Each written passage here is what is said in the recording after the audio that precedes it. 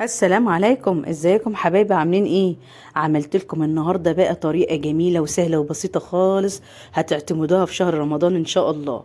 من ربع كيلو لحمه يا جماعه هنعمل حاجات جميله النهارده مع بعض. هنعمل حاجه كده تحفه. شوفوا الجمال والحلاوه دي.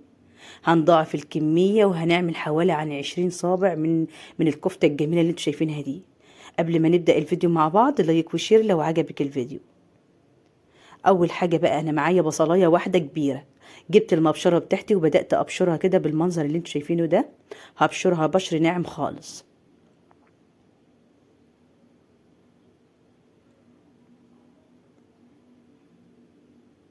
بعد كده بقى هنجيب البصله دي هنعصرها من الميه بتاعتها خالص تماما.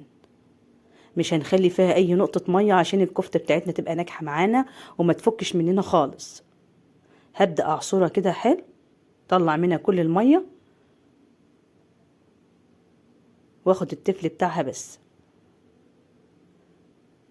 بعد كده بقى هجيب الكبة بتاعتي وهبدأ انزل بالمكونات بتاعتي كلها.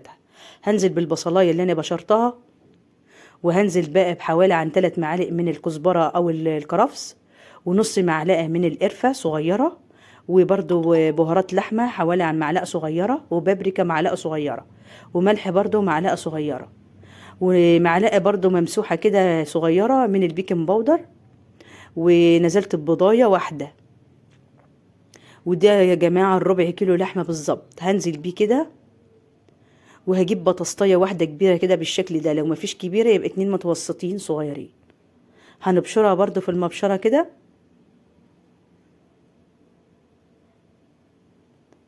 بعد كده برضو هعصر البطاطس بتاعتي، هطلع منها كل المية اللي فيها بالشكل ده. اهم حاجة يا جماعة لازم نعصرها من ميتها تماما، علشان برضو ما تفكش مننا الكفتة وتبقى ناجحة معانا بالشكل الجميل ده. هنعصرها خالص تماما.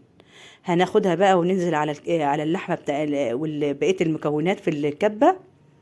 وهبدأ بقى اضرب كل ده مع بعضه بقى لحد ما يبقوا ناعمين خالص ويندمجوا مع بعض بالطريقة اللي انتوا شايفينها دي. هفضل اضرب فيها كده.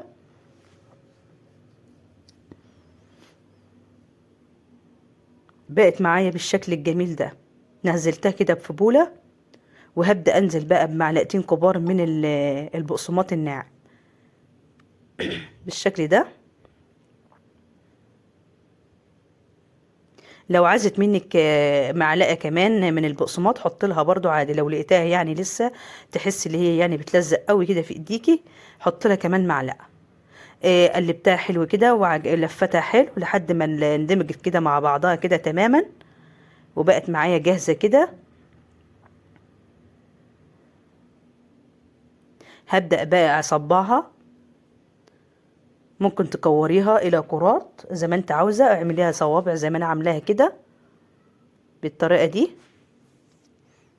عملت كل الكميه بقى كده بنفس الطريقه اللي انتوا شايفينها دي. ممكن بقى لو هي بتلزق شويه حبه زيت، شويه زيت كده تحطي ايدك كده وتبداي اللي انت تعمليها وتصبعيها بطريقه سهله خالص. خلصت كل الكميه برضو بنفس الطريقه كده.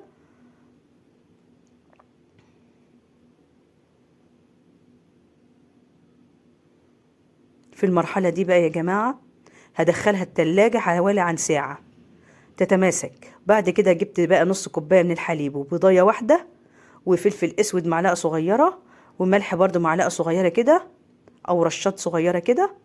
وهخفقهم كده مع بعض تماما يندمجوا مع بعض. بعد كده هجيب البقسماط وهجيب دقيق. هجيب شوية من البقسماط وشوية من الدقيق كده. وهحط كيس من الفيجيتار برضو البارد او الحار زي ما انت عاوزة.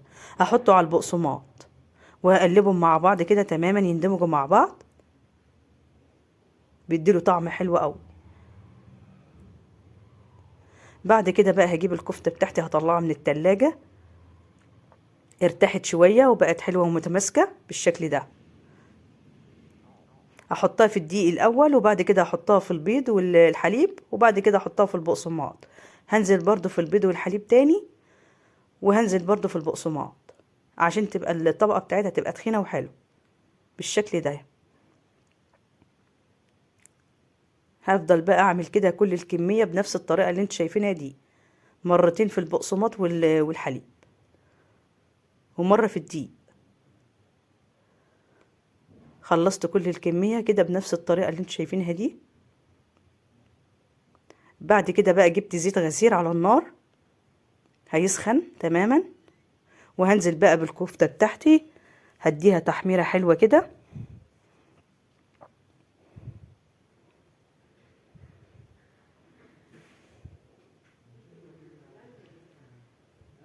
هتبدأ بقى تاخد معايا اللون الذهبي الجميل اللي انتوا هتشوفوه ده. حاجة كده جميلة يا جماعة، والله هتعجبكم. الطريقة سهلة وبسيطة خالص، طريقة تحفة، هتعتمديها على طول من جمالها ومن سهولتها كمان. مش هتاخد منك اي وقت خالص، هتدخلي تعمليها في دقايق، وهتعتمديها كمان في رمضان ان شاء الله. وممكن بقى في الخطوة دي يا جماعة، بعد ما تصبعيها على طول بتبدأي تحطيها في الفريزر لشهر رمضان. هتطلعي تحطي بالبقسماط وتحمري على طول، تبقى جاهزة معاكي. شوفوا لونها جميل ازاي، تحفة تحفة والله يا جماعة، هتعتمدوها على طول من جمالها ومن طعمتها كمان. عاملة زي الكفتة بتاعت الأفراح كده، اما تيجي تاكليها بتلاقيها طعمها جميل. شوفوا الجمال والحلاوة دي، ما شاء الله يا جماعة، تحفة. هتعجبكم الطريقة وهتعتمدوها. اكتبوا لي في الكومنتات ايه رأيكم في الجمال ده.